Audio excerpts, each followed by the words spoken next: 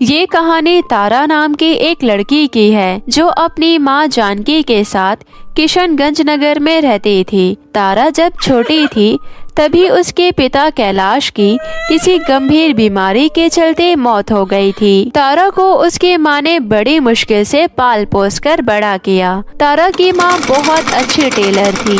उन्हें बहुत सुंदर सुंदर गाउन सिलने आते थे। किशनगंज में रहने वाली सभी औरतें शादी या फंक्शन में पहनने के लिए उन्हीं से गाउन खरीदते थे। कुछ ही दिनों में थोड़े बहुत पैसे जोड़कर उन्होंने अपनी एक छोटी सी दुकान खोली जिसमें तारा माँ के बनाए हुए गाउन बेचा करती थी। उनकी दुकान बहुत अच्छे से चल रही थी। ऐसे ही दिन बीत रहे थे। तभी एक दिन तारा की माँ बोली, तारा बेटी, अब मेरी उम्र हो गई है, अब मुझसे और गाउन नहीं सिले जाएंगे। मैं चाहती हूँ अब से गाउन तू सिला कर, ताकि अपने लिए 2-4 पैसे कमा सके। मेरा क्या भरोसा कब भगवान मुझे अपने पास बुला ले। पर माँ, मुझे तो गाउन सिलना नहीं आता। बेटी, तू इस बात की चिंता मत कर, मैं तुझे गाउन सिलना सिखा दूंगी। माँ, लेकिन क्या मैं आपकी तरह सुंदर सुंदर गाउन सिल पाऊंगी? हाँ, क्यों नहीं बेटी। अगर किसी चीज को सीखने का मन में सच्ची लगन हो तो वो सब कुछ सीख सकता है। और अगर मैं मर गई तो उसके बाद तुम्हें ही गाउन सिलने पड़ेंगे। माँ, आप ऐसी बातें मत कीजिए। आप मुझे छोड़कर कहीं नहीं जाओगी। कल से मैं आपके साथ गाउन बनाना सीखूंगी। उसके बाद आप सिर्फ आराम करना। माँ के सारा काम मैं कर दिया करूंगी। तारा की बात सुनकर उसकी माँ बहुत खुश हुई। फिर अगले ही दिन से तारा अपनी माँ के पास गाउन बनाना सीखने लगी। कुछ दिनों में ही तारा बहुत अच्छा गाउन सिलना सीख गई। अरे वाह बेटी, तुमने तो मुझसे भी अच्छा गाउन बनाना इतनी जल्दी सीख लिया। इस तरह तारा खुद सुंदर सुंदर गाउन सिलकर बेचने लगी और उसके दुकान में पहले से भी ज्यादा भीड़ लगने लगी। उसी नगर में मंडोना नाम की एक शैतान जादूगरनी रहती थी। एक दिन तारा की दुकान के सामने से मंडोना जादूगरनी जा रही थी। तभी उसकी नजर सुंदर सुंदर गाउन पर पड़ी और मन ही मन सोचने लगी, मैं कब से ऐसा ही गाउन ढूंढ रही थी काला जादू करने के लिए। चलो चलकर इसी दुकान से ले लेती हूँ। ऐसा सोचकर जादूगरनी तारा की दुकान के अंदर गई और बोली, मुझे ये काले रंग का गाउन पसंद आया है। चल जल्दी से मुझे ये गाउन दे दो। ठीक है, मैं पैक कर देती हूँ, लेकिन पहले आपको पूरे 1000 रुपए देने होंगे। क्या कहा तूने? तुझे पैसे चाहिए? तेरी हिम्मत कैसी हुई मुझसे पैसे मांगने की? तुझे पता है मैं कौन हूँ? आप जो भी हो, जब तक आप मुझे पैसे नहीं दोगी तब तक ये गाउन मैं आपको नहीं लेने दूंगी। मैंने बहुत मेहनत से गाउन बनाया है। लगता है तुझे पता नहीं मेरे बारे में। मैं एक जादूगरनी हूँ और अपने जादुई शक्ति से कुछ भी कर सकती हूँ। मैं नहीं डरती तुमसे, तुम मेरी दुकान से चली जाओ। तारा की बात सुन जादूगरनी गुस्से से अपनी जादुई छड़ी निकालकर तारा को रस्सियों से बांध देती है। उसके बाद जादूगरनी उसकी दुकान से सभी गाउन चुराकर दुकान में आग लगाकर वहां से चली गई। कुछ देर बाद आस पड़ोस के लोग आकर तारा की रस्सी खोल देते हैं। तारा रोते हुए घर पहुंची और माँ को सारी बात बताई। माँ, उस जादूगरनी ने हमारे दुकान को आग लगा दी। अब हम क्या करेंगे? हमारे पास इतने पैसे भी नहीं हैं कि नई दुकान खोल सके। रो मत बेटी, भगवान पर भरोसा रख, सब कुछ ठीक हो जाएगा। ऐसे ही कुछ दिन निकल गए और धीरे धीरे वो बहुत गरीब हो गए। एक दिन अचानक से तारा की माँ की तबीयत खराब हो गई। अब मैं क्या करूं? माँ के लिए दवाई कहाँ से लेकर आऊं? मेरे पास तो पैसे भी नहीं हैं। मुझे कैसे भी करके माँ की दवाई लानी होगी। तारा बेटी, तुम चिंता मत करो, मैं ठीक हो जाऊंगी। बस थोड़ा बहुत बुखार है। माँ, मैं आपके लिए अभी दवाई लेकर आती हूँ। बिना दवाई के आपको आराम कैसे होगा? ये कहकर तारा घर के बाहर चली गई और आस पड़ोस के लोगों से मदद मांगने लगी। लेकिन किसी ने उसकी मदद नहीं की। तब तारा दुखी होकर सड़क किनारे बैठकर रोने लगी। अगर मैं दवाई नहीं लेकर गई तो मेरी माँ की तबीयत और भी ज्यादा खराब हो जाएगी। मैं अब क्या करूँ? ये कहते हुए तारा जोर जोर से रोने लगी। तभी अचानक से उसके सामने रानी परी करिश्मा प्रकट हुई और तारा के सर पर हाथ फेरते हुए कहा, क्या हुआ बेटी, तुम ऐसे रो क्यों रही हो? क्या कोई परेशानी है? आप कौन हैं? और आपके सर पर ये ताज कैसा? क्या आप किसी राज्य की रानी हैं? हाँ, मैं परियों की रानी हूँ। मैं किसी को ढूंढते ढूंढते यहाँ आई हूँ, तभी तुम्हें रोते हुए देखा और तुम्हारे पास आ गई। आप किसे ढूंढ रही हैं?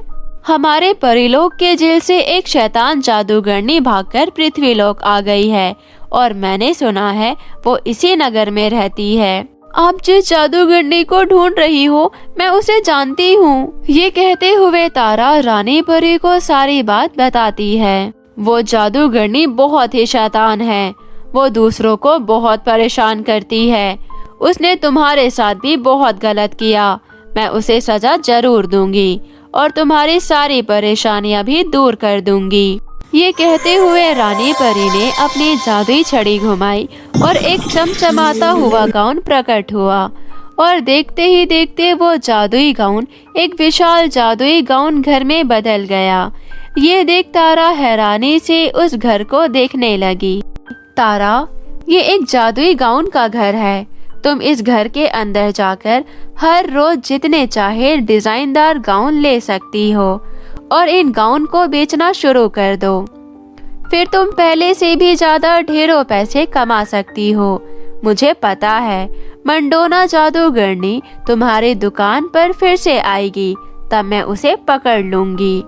ये कहकर रानी परी अदृश्य हो गई।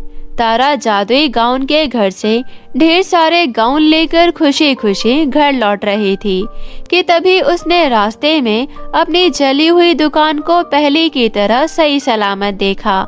ये देख तारा को समझते देर नहीं लगी कि ये सब रानी परी और जादुई गाउन का चमत्कार है। उसने उस जादुई गाउन घर से लाए हुए ढेर सारे गाउन बेचने शुरू कर दिए और जैसा कि परी ने कहा था, कुछ दिनों बाद उसकी दुकान पर मंडोना जादूगरनी फिर से आई। ए लड़की, क्या बात है? तूने इतनी जल्दी फिर से गाउन की दुकान कैसे खोली? चल अब जल्दी से मुझे ढेर सारे गाउन दे, वरना इस बार दुकान के साथ तुझे भी जला डालूंगी। तभी तारा मन ही मन रानी परी को याद करने लगी। उसी पल रानी परी तुरंत वहां पहुंची और अपनी जादुई शक्ति की मदद से जादूगरनी को फिर से अपना बंधक बनाकर उसे लेकर परीलोक वापस लौट गई। कुछ दिनों में ही तारा की दुकान फिर से चलने लगी। तारा की माँ की तबीयत भी धीरे धीरे ठीक हो गई। इस तरह जादुई गाउन की घर की मदद से तारा अपनी माँ के साथ खुशी खुशी रहने लगी। बहुत समय पहले की बात है। झारखंड के एक छोटे से गांव में नित्या अपने माता पिता के साथ रहती थी। वो अपने माता पिता की बहुत लाडली थी। उसके माता पिता उसे कोई भी खुशी देने से पीछे नहीं हटते थे। वो भी अपने माता पिता से बहुत प्यार करती थी। वो दिखने में भी काफी खूबसूरत थी। उसकी भूरी आंखें और लंबे बाल उसकी खूबसूरती पर चार चांद लगा देते थे। लेकिन इन कुछ दिनों से नित्या बहुत बीमार रहती थी। उसके माता पिता ने आसपास के छोटे मोटे डॉक्टरों से उसका बहुत इलाज करवाया, लेकिन वो ठीक ही नहीं हुई। अंत में वो उसे बड़े हॉस्पिटल ले गए। वहाँ पर डॉक्टरों ने टेस्ट करवाने के लिए कहा। टेस्ट के बाद पता चला कि नित्या को तो ब्लड कैंसर है। ये खबर जानकर नित्या के माता पिता के पैरों तले जमीन खिसक गई। वो किसी भी हाल में अपनी इकलौती बेटी को खोना नहीं चाहते थे। नित्या की माँ साधना का तो रोते रोते बुरा हाल हो रहा था। ऐसा कैसे हो सकता है जी? हमने तो अपनी बेटी का शुरुआत से ही बहुत ध्यान रखा था। भगवान ने हमें एक ही औलाद दी और उसको भी इतनी भयानक बीमारी दे दी। अपने आप को संभालो साधना। अभी हम दोनों को मिलकर नित्या का ख्याल रखना है। अगर तुम इस तरह टूट जाओगी तो हम नित्या को कैसे संभालेंगे? तब से नित्या के माता पिता उसका बेहद ख्याल रखने लगते हैं। नित्या अपनी बीमारी के बाद से अनजान थी। धीरे धीरे उसके सर से सारे बाल टूटने लगे और देखते ही देखते वो बिल्कुल टकली हो गई। जब वो अपने आप को आईने में देखती तो रोने लगती थी। उसे अपने गंजेपन की वजह से स्कूल जाने का भी मन नहीं करता था। एक दिन, माँ, मैं आज स्कूल नहीं जाऊंगी। बच्चे मुझे टकली टकली बोलकर बहुत चिढ़ाते हैं। जो बच्चा तुम्हें चिढ़ाता है उनसे बात मत किया करो बेटा। सिर्फ अच्छे बच्चों से दोस्ती रखा करो। तुम्हारे एग्जाम आने वाले हैं ना, तुम्हारा स्कूल जाना जरूरी है। आज वैसे भी मैंने लंच में तुम्हें बहुत टेस्टी चीज दी है। ये सुनकर नित्या खुश हो जाती है और कहती है, अच्छा बताओ क्या दिया है आपने मुझे आज लंच में? ये तुम्हारा सरप्राइज है। जब तुम लंच में अपना लंच बॉक्स खोलोगी तब देखना। नित्या एक्साइटेड होकर फटाफट अपने स्कूल यूनिफॉर्म पहनती है और अपनी मम्मी को बाय कहकर स्कूल के लिए निकल जाती है। साधना अपनी बेटी को खुश रखने के लिए कुछ भी करने को तैयार थी। दूसरी तरफ जब नित्या स्कूल पहुंचती है तो लड़कियां उसे देखकर हंसने लगती हैं और उसका मजाक बनाने लगती हैं। क्या है, तुम लोग मुझे देखकर हंस क्यों रही हो? अगर तुमने फिर से ऐसा किया तो मैं टीचर से तुम लोगों की शिकायत कर दूंगी। ठीक है, अगर तुम टीचर से शिकायत कर दोगी तो टीचर को हम भी कह देंगे कि टीचर, आपने ही तो हमें सिखाया है कि जिसके सर पे बाल नहीं होते उसको टकली कहते हैं, इसलिए हम तुम्हें टकली कहते हैं। उस लड़की की बात सुनकर वहाँ खड़ी सभी लड़कियाँ जोर जोर से हंसने लगती हैं। नित्या किसी को कोई जवाब दिए बिना वहाँ से चली जाती है। इसी तरह पूरा दिन स्कूल में बच्चे उसका मजाक बनाते रहते और उससे कोई भी बात करना पसंद नहीं करता था। उसे इन सब चीजों का बहुत बुरा लगता था। उस दिन नित्या बहुत उदास होकर घर जाती है। जब वो घर पहुंचती है तो उसकी मम्मी उससे कहती है, क्या हुआ बेटा, तुम कुछ उदास सी लग रही हो? हमेशा की तरह आज भी स्कूल में बच्चों ने मुझे बहुत चिढ़ाया। कोई भी मुझसे बात नहीं करना चाहता माँ। ऐसा क्यों है? मैं गंजी क्यों हूँ माँ? मेरे सर पर बाल क्यों नहीं है? नित्या की ये बात सुनकर साधना की आंखों में आंसू आ जाते हैं। अपनी माँ को देखकर नित्या भी रोने लगती है। रोने की वजह से उसकी तबीयत बिगड़ जाती है और वो बेहोश हो जाती है। ये सब देखकर साधना बहुत घबरा जाती है। बेटा, क्या हुआ बेटा? उठो, क्या हो गया तुम्हें? तुम आंखें क्यों नहीं खोल रही हो? साधना तुरंत अपने पति को फोन करती है। उसका पति तुरंत ऑफिस से घर आता है और नित्या को लेकर दोनों हॉस्पिटल जाते हैं। डॉक्टर नित्या का इलाज करते हैं और कहते हैं, देखिए, नित्या का कैंसर अभी लास्ट स्टेज पे पहुंच गया है। अब नित्या को कोई भी दवाई नहीं बचा सकती। अब तो पता नहीं कब नित्या आप लोगों को छोड़कर चली जाएगी। डॉक्टर की बात सुनकर साधना और उसका पति बहुत मायूस हो जाते हैं और उसे लेकर घर आ जाते हैं। अब तबीयत ज्यादा खराब होने की वजह से नित्या घर पर ही रहती थी। वो अपने आप को आईने में देखकर बहुत दुखी हो जाती थी। इसी तरह एक दिन उनकी गली में एक फेरी वाला आया, जिसके पास सुंदर सुंदर हेयर बैंड, कान की बालियां, रंग बिरंगे रिबन और बच्चों की क्यूट क्यूट सैंडल थी। उसने जैसे ही जोर जोर से आवाज लगाकर सामान बेचना शुरू किया, सुंदर सुंदर हेयर बैंड ले लो, कान की बालियां ले लो, रंग बिरंगे रिबन ले लो, क्यूट क्यूट से सैंडल ले लो। तब नित्या खुश होकर उसे देखने बरामदे पर आ गई। फिर दौड़ी दौड़ी अपनी माँ के पास गई। माँ, बाहर गली में बहुत सुंदर सुंदर सैंडल और हेयर बैंड बिक रहे हैं। उसमें से तुम्हें कुछ चाहिए क्या बेटी? नहीं माँ, मुझे उसमें से कुछ भी नहीं चाहिए। उसमें कोई भी चीज मेरे काम की नहीं है। मैं हेयर बैंड कहाँ लगाऊंगी? मेरे सर पर तो बाल ही नहीं है और सैंडल पहनकर मैं कहाँ जाऊंगी? आप तो मुझे कहीं बाहर लेकर भी नहीं जाती हो। इतना कहकर नित्या उदास होकर अपने कमरे में चली गई। बेचारी साधना बहुत दुखी थी क्योंकि वो अपनी बेटी से बहुत प्यार करती थी। इसलिए वो उदास नित्या को मनाने के लिए उसका फेवरेट केक लेने जाती है। जब वो केक लेकर वापस लौट रही थी तभी उसे वहाँ पर एक छोटी सी बच्ची दिखती है। वो बच्ची साधना का पल्लू खींचने लगती है। क्या हुआ, तुम मेरा पल्लू क्यों खींच रही हो? मुझे बहुत जोरों की प्यास लगी है, लेकिन मैं कुएं से पानी नहीं निकाल पा रही हूँ। तुम मेरे लिए इस कुएं से पानी निकाल दो ना। साधना मुस्कुराती है और कुएं से पानी निकालकर उस छोटी बच्ची को दे देती है। देखो, मैं अपनी बेटी के लिए केक लेकर जा रही हूँ। लो, थोड़ा सा तुम भी खा लो। साधना थोड़ा सा केक उस बच्ची को दे देती है। फिर वो बच्ची अचानक से एक परी का रूप ले लेती है और कहती है, मैं जानती हूँ साधना, तुम्हारी बेटी को कैंसर है और तुम इस वजह से बहुत परेशान हो क्योंकि तुम किसी भी हालत में उसे खोना नहीं चाहती। कौन हो तुम? अभी तो तुम छोटी सी बच्ची थी, अचानक से परी में कैसे बदल गई? मैं परी ही हूँ साधना। मैं यहाँ तुम्हें इस जादुई कुएं के बारे में बताने आई थी। तुम्हारी सारी परेशानी का हल इस कुएं के पास है। लेकिन ऐसा कैसे हो सकता है? ये कुआं भला मेरी मदद कैसे करेगा? तभी साधना देखती है कि कुएं के अंदर से एक चमकदार हेयर बैंड और सैंडल निकल रहे हैं। ये देखकर साधना हैरान हो जाती है। तभी वो परी कहती है, देखा तुमने, इस कुएं ने ये जादुई हेयर बैंड और सैंडल तुम्हारे लिए प्रकट किया है। लेकिन ये दोनों चीजें मेरी मदद कैसे कर सकती हैं? ये जादुई सैंडल जब तुम अपनी बेटी को पहनाओगी तो उसकी कैंसर की बीमारी बिल्कुल ठीक हो जाएगी, और ये जादुई हेयर बैंड लगाते ही उसके बाल बहुत लंबे, घने और खूबसूरत हो जाएंगे। क्या सच में इन दोनों चीजों से ये संभव है? हाँ साधना, आपका बहुत बहुत धन्यवाद परी जी। मैं आपको बता भी नहीं सकती कि मैं कितनी खुश हूँ। आपने तो क्षण भर में मेरी सारी परेशानियाँ हल कर दी। धन्यवाद मेरा नहीं साधना, इस कुएं का करो। परी के कहे अनुसार साधना कुएं का धन्यवाद करके वो दोनों चीजें लेकर घर चली जाती है। घर जाकर साधना अपनी बेटी को आवाज लगाती है, नित्या, ओ नित्या, देखो मैं तुम्हारे लिए क्या लेकर आई हूँ। नित्या खुशी खुशी अपने कमरे से बाहर आती है। क्या लाई हो माँ? साधना वो हेयर बैंड और सैंडल नित्या को दिखाती है। वो दोनों चीजें देखकर नित्या उदास हो जाती है। अब आप भी मेरा मजाक बना रही हो? आपको पता है ना मेरे सर पर बाल नहीं है, फिर मैं ये हेयर बैंड कैसे लगा सकती हूँ? अरे मेरी प्यारी बच्ची, तू एक बार इस हेयर बैंड को अपने सर पर लगा तो सही, फिर इसका जादू देखना। नित्या उस हेयर बैंड को अपने सर पर लगाती है और उसके ऐसा करते ही उसके सर पर बहुत लंबे घने बाल आ जाते हैं। ये देखकर नित्या बहुत खुश होती है। माँ, ये तो सच में कमाल हो गया। नित्या खुशी के मारे उछलने कूदने लगती है और तभी उसे चक्कर आ जाता है और वो बेहोश हो जाती है। एक पल के लिए तो साधना घबरा जाती है, लेकिन फिर उसे कुएं के द्वारा दिए गए जादुई सैंडल की याद आती है। साधना जादुई सैंडल नित्या के पैरों में पहना देती है।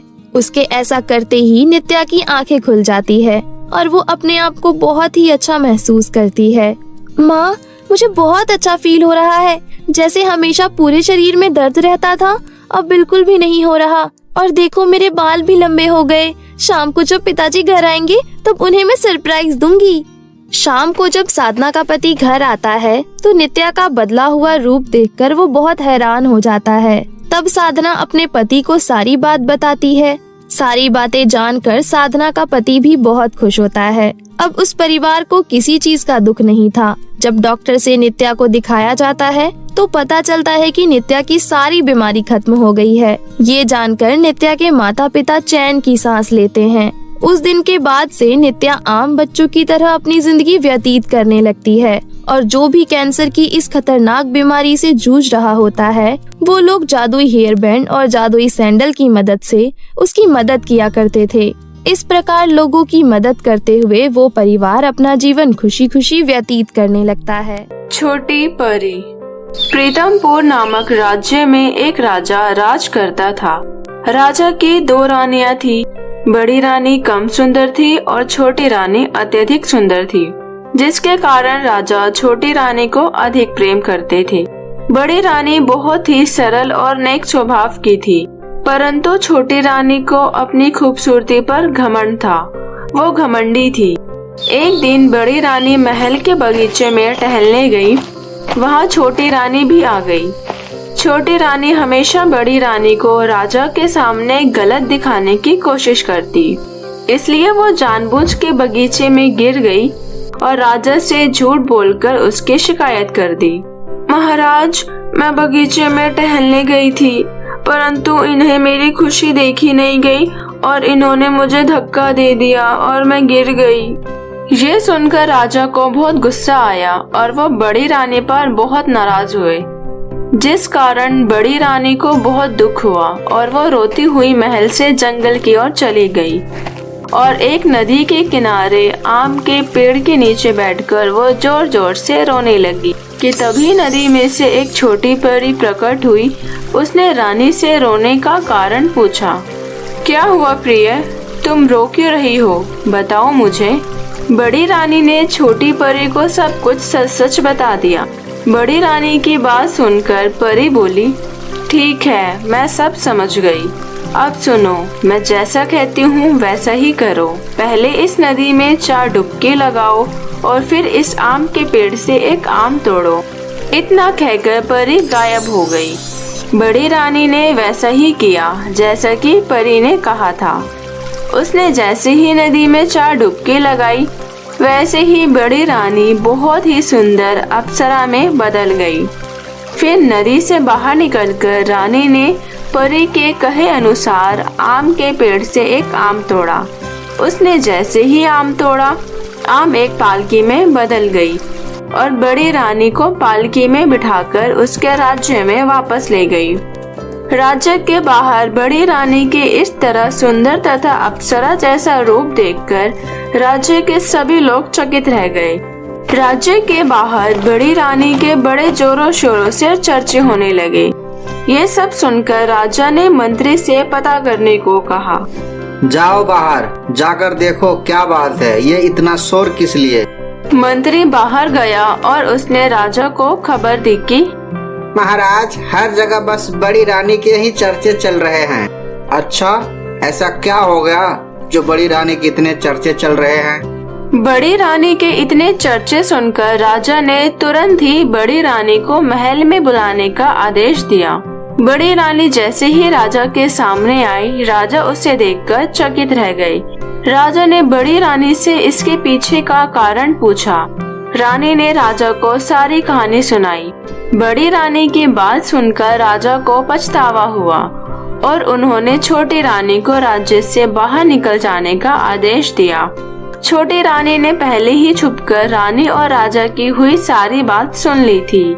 वो भी राज्य से बाहर जाकर आम के पेड़ के नीचे नदी किनारे जाकर रोने लगी।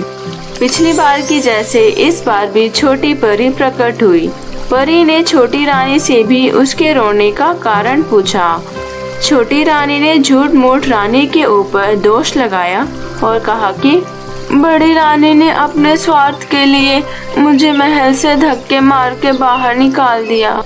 ये सुनकर परी बोली, ठीक है, मैं जैसा कहती हूँ वैसा ही करना। पहले इस नदी में 4 डुबकी लगाओ और फिर इस आम के पेड़ से एक आम तोड़ो। ऐसा कहकर परी गायब हो गई। छोटी रानी सोची, अगर 4 डुबकी लगाने पर वो इतनी सुंदर हो सकती है, तो और कई डुबकियां लगाने पर ना जाने मैं कितनी सुंदर लगूंगी। ये सोचकर छोटी रानी एक के बाद एक कई डुबकियां लगा ली। उसके ऐसा करने पर छोटी रानी बहुत ही बदसूरत दिखने लगी। उसके शरीर के सारे कपड़े फटे पुराने हो गए, जेवर गायब हो गए, सर से बाल चले गए सारे, और शरीर पर दाग और मस्से दिखने लगे। रानी अपने आप को ऐसे देखकर बहुत जोर जोर से रोने लगी।